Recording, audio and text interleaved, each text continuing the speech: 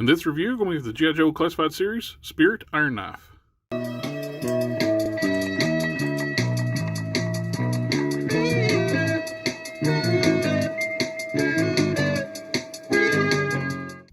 Spirit comes in the standard G.I. Joe Classified style packaging with the big window box where you can see a lot of the accessories nice and clear on the figure. I love this style packaging where you can actually, if you find it in the stores, you can actually inspect the paint and make sure everything's good with the figure.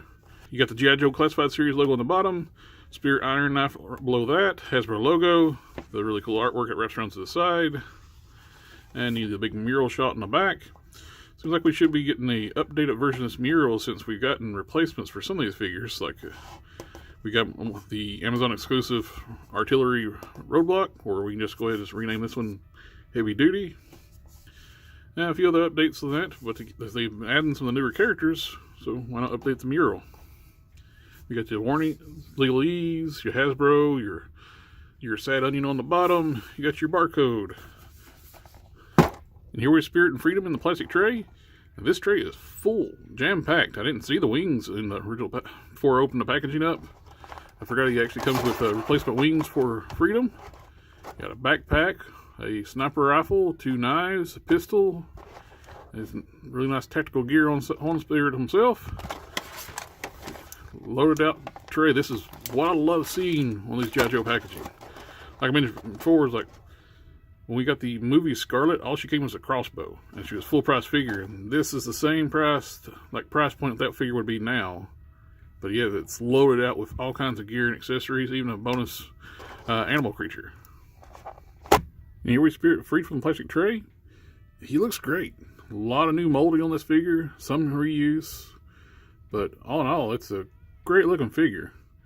I think they went back to using the little G.I. Joe comm units things.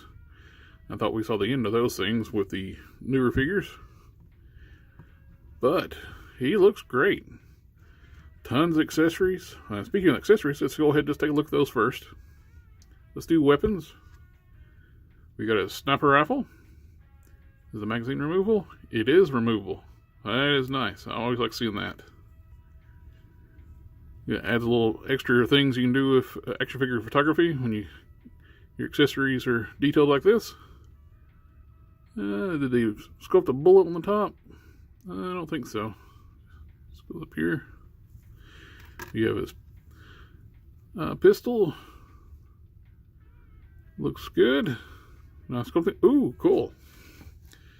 This is all new pistol. You can see there's an eagle wing on the sculpted onto the side of the gun. That is cool. It's on both sides. Yeah.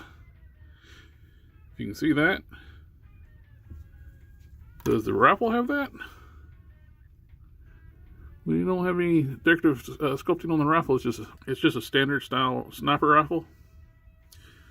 For some reason I'm having a trouble saying sniper rifle. He's got 2 knives. This one has some silver paint detailing on it. I really like the extra lines on top. It's kind of look like it's trying to make it look like it's a Damascus blade. That's really cool. And the other one's just a solid black knife. Nice sculpting on it. It's actually one thing I like these on some of the other knives. They got blunt ends, so they look more like like a butter knife than the actual combat knife. These look good. You got the backpack, and it's got a perch on the top for Freedom. And I would assume the rifle can go on here. We'll probably unsafe way of traveling is putting the knife through the trigger. And you've got Freedom. The wings are on ball joints, where you can be eagly. Give the Spirit a hug. And it looks good. We got the alternate wings for Freedom. These are nicely sculpted. You can get some nice, a little bit of dry brushing onto the wings. You get a little extra detail on that. I like that. I like seeing paint on accessories, on parts. We don't really have that on the folded down wings, do we? I don't see that on the outside. What about the inside? No, they're just solid brown plastic. On the outspread wings, you get some nice dry brushing. As for the sculpting on the figure, this thing, like, I can't harp enough on it. It comes to these G.I. Joe classified figures. These things are very well sculpted. The material looks like it's actually got material instead of just plastic on the figures. Like a lot of Marvel's Legends are smooth figures. Like bring in like Bucky Cap. The body suits are all just smooth. You get a little texture on the boots, but and the gloves, but the bodies themselves are usually pretty smooth. Same way with like on the, this is the Shriek body with his custom Black Widow. All slick body. So it's, love seeing all this texture detail on the G.I. Joes. It's got a great head sculpt. Great detail on the face. They do the digital face printing on the eyes and face details. Clean tampografts on the arms. A lot of nice details. This painted up in a tan color. Even the grenades and stuff is all painted nicely on the figure. They even got the little bit of red at the end of the braids on his hair. Looks great. Nice clean paint on the buckle. 2 buckles. A little gold detail around the wrist. And the treads are even painted. See, this is what they should do. When they put the product batch numbers on, always on the feet. I like seeing that. The only reuse I can see, at least for me, is the waist cover and the legs. Not the knees, but the rest of it looks like those are all from Duke. You might want to think the shirt's from Duke, but it's not. It's an all-new sculpt. As you can see, it's a solid shirt on the Duke, and they use it for Flint and a few other figures. This top piece is an overlay, and this figure does not have that. It's a solid piece. He's got a knife sheath on his bandolier, knife sheath on the leg, and a pistol holster on the leg. This appears to be a brand new holster for a pistol. It's a double strap. We've seen single straps on a lot of different figures, but we haven't seen any double strap holsters, at least to my knowledge. I'm here staring at my collection. This one has a triple strap. That's the rest of them have a single strap holster from the looks of it. Yep, the triple strap looks like it's from Beachhead too. So I think that's a new part. New boots, new knees, and new arms. Of course, the head's new, the bandolier's new, belt. A lot of new sculpting on this figure. For articulation, that should knock it out of the park. It's G.I. Joe classified.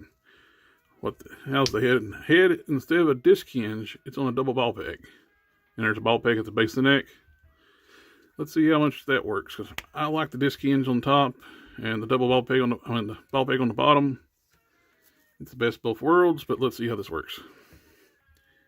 You get this much up, this much down. Of course, full 360.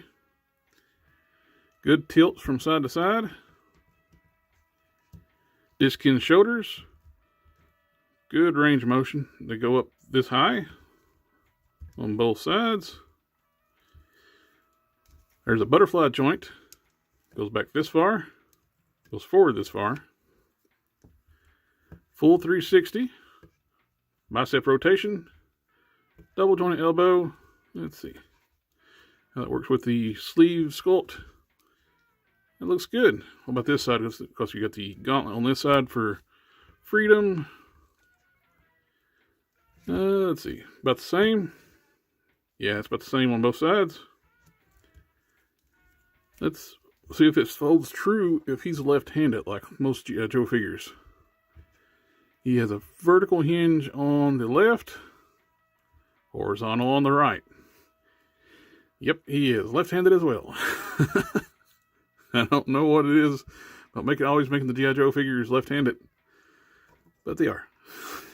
There's an ab crunch. It goes back this far.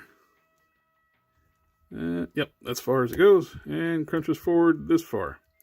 You can get a little bit more range. There's a ball joint at the waist. Push it forward a little bit more. Same way on the back. Pull it back a little bit more.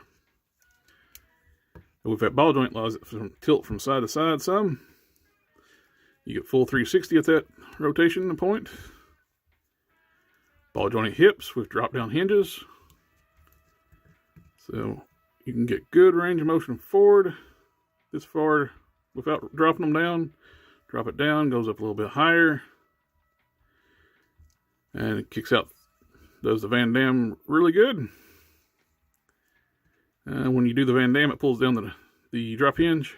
It looks a little ugly when it's down like this, but because you also want to manipulate it up when you're posing a figure standing up. On back, it goes back this far. Thigh rotation. Double joint knees.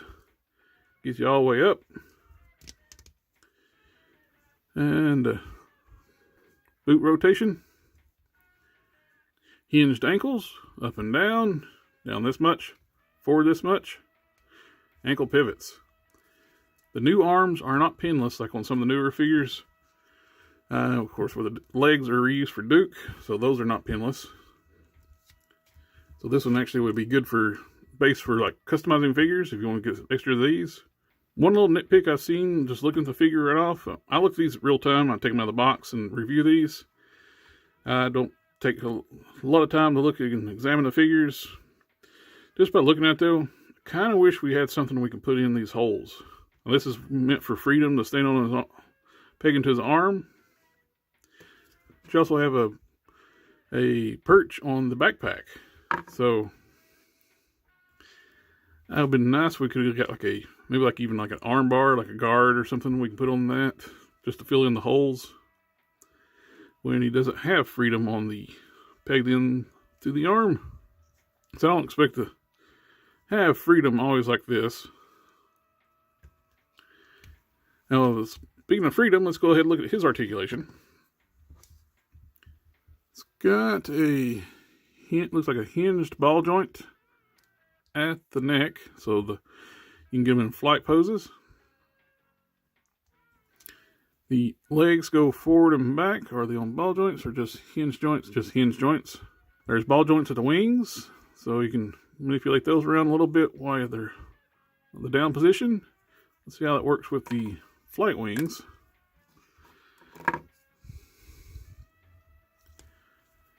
And see, he's got the nice range of motion for the flight wings. And on the paint that looks good on Eagly, I'm sorry, the Freedom. I've seen this one, they missed the mark with the tampograph on the eye. You can see the sculpt. The eye is painted a little low. Seems like I've seen quite a few of these online. People with that eye painted incorrectly. And I'll probably end up fixing that. And we got rotation at the feet. And that's about it. Head rotates. Looks good. I'm going to get all the accessories on Spirit, and let's take a look at them all geared up. Here we have Spirit all geared up, and he looks fantastic. Love the details. Like I said, you got the nice tampographs. Great details, paint, colors.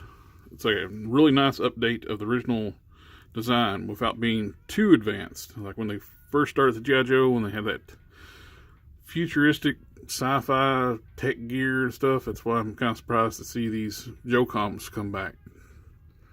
I thought these were gone, but apparently not. Now we got him all geared up. Let's do some comparisons with some other figures. We got Duke, which he shares some parts with. Cobra Commander.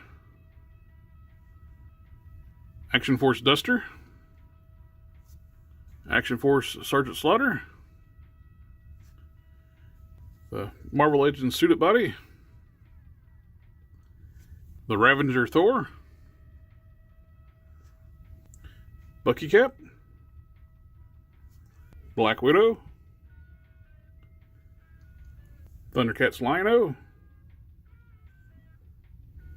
Loose Collector Executive Replicas Lady Death. All in all, Spirit's a great looking figure, a great addition to the Joe shelf. Great sculpting, great paint, as usual with G.I. Joe Classified. Especially with these newer figures, that's going to more of an update of the original designs for like the 84 to 89 character designs. Just slightly more realistic update to those and a little more modernized. These look great. The only real issue I had with mine so far is on Freedom, that one eye is not painted where the sculpt is. So I'll fix that. I'll just paint over it white, then repaint the eye in the spot where it's supposed to be.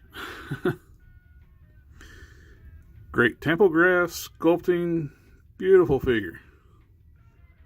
It would be a great addition to anybody's G.I. Joe shelf.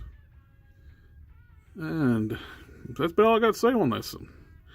Thank you for taking the time to watch the review. Like, share, comment, subscribe. And I'll catch y'all next time.